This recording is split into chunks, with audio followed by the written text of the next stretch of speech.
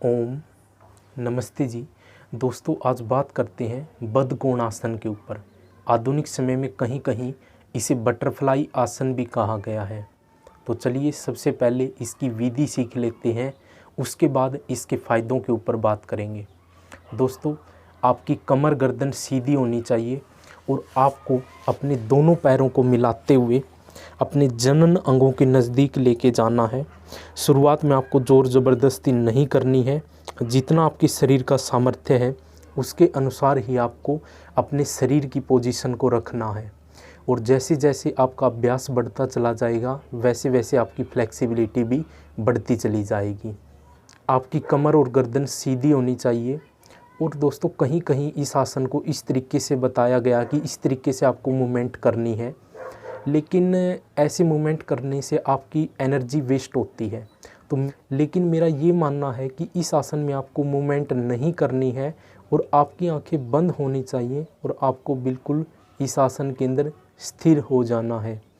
आप शुरुआत में इस आसन को 1 मिनट कर सकते हो और 1 मिनट से आप 5 मिनट तक इस आसन के अभ्यास को बढ़ा सकते हो। और इस आसन में स्थिर रहने का आपको ये फ़ायदा होगा, एक तो आपके अंदर एकाग्रता बढ़ेगी और आपकी एनर्जी मूवमेंट की वजह से वेस्ट नहीं होगी, वो आपके शरीर के अंदर बची रहेगी। तो इसीलिए आपको इस आसन को बिल्कुल स्थिर रूप से करना है, आपको मूवमेंट नहीं करनी है।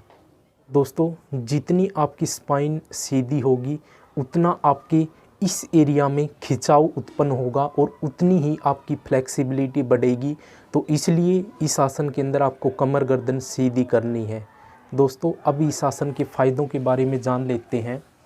इस आसन से हमारे पेल्विक रीजन के ऊपर ब्लड फ्लो बढ़ता है।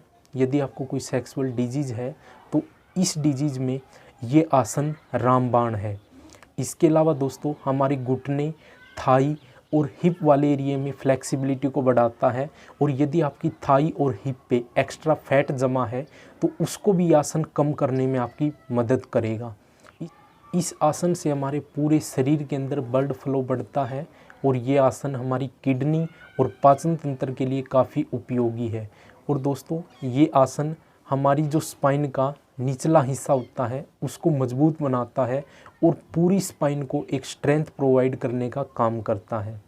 दोस्तों, यदि आपको कोई भी मूत्र रोग है तो आप इस आसन को लंबे समय तक इसका अभ्यास करें, आपकी समस्या धीरे धीरे ख़त्म होती चली जाएगी।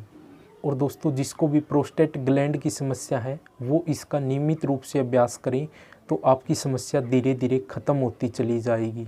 इस आसन से हमारे पेट के निचले हिस्से में काफ़ी अच्छा खिंचाव होता है जिससे वो एरिया एक्टिव होता है। यदि गर्भवती महिला इस आसन का नियमित रूप से अभ्यास करें तो उनकी डिलीवरी बिल्कुल नॉर्मल होगी। जो आजकल ये पेट काटे जाते हैं, जो सीजेरियन होती है, तो ये एक तो इसका कारण ये होता है महिलाएं प्रेग्नेंट होने पे बिल्कुल बेड को पकड़ लेती हैं। हालांकि हमारे पुराने समय में ऐसा नहीं होता था। पुराने समय में महिलाएं काम करती थी तो आप देख सकते हो कि घर पे ही बच्चे उत्पन्न किया करती थी वो। तो इसलिए आपको ज़्यादा अगर आप ज़्यादा कुछ नहीं करना चाहती तो कम से कम इस आसन का आप दोनों समय नियमित रूप से अभ्यास कर सकते हो। ये आपकी डिलीवरी को नॉर्मल होने में आपकी काफ़ी मदद करेगा। हाई बीपी वाले भी इस आसन को कर सकते हैं क्योंकि इस आसन से आपकी एकाग्रता बढ़ती है और मन और मस्तिष्क एकदम से शांत होते हैं। अब इस आसन से संबंधित कुछ सावधानियों के बारे में जान लेते हैं। यदि आपकी घुटने में, थाई में या हिप में कोई इंजरी हुई है तो आपको ये आसन नहीं करना है। इसके अलावा यदि आपको साइटिका की समस्या है तो आप कोई तकिया या नरम गद्दी का इस्तेमाल कर सकते हो। अगर फिर भी दर्द ज़्यादा रहता है तो आप ये आसन न करें क्योंकि ये आपके दर्द को बढ़ा सकता है। बाकी सब व्यक्ति इस आसन को कर सकते हैं, कोई दिक्कत नहीं है। तो कमेंट बॉक्स के अंदर दोस्तों बताना ये वीडियो आपको कैसी लगी।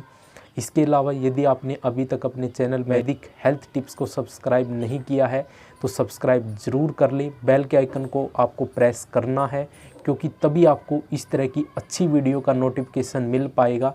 इसके अलावा दोस्तों, हमारा वैदिक हेल्थ टिप्स के नाम से फेसबुक पेज भी है जिसका लिंक नीचे डिस्क्रिप्शन बॉक्स के अंदर आपको मिल जाएगा। यदि आपने उस पेज को अभी तक फॉलो नहीं किया है तो फॉलो ज़रूर कर लें। उस पर आपके लिए अच्छी पोस्ट और वीडियोज़ आती हैं जो कि हेल्थ के लिए काफ़ी फ़ायदेमंद रहेंगी।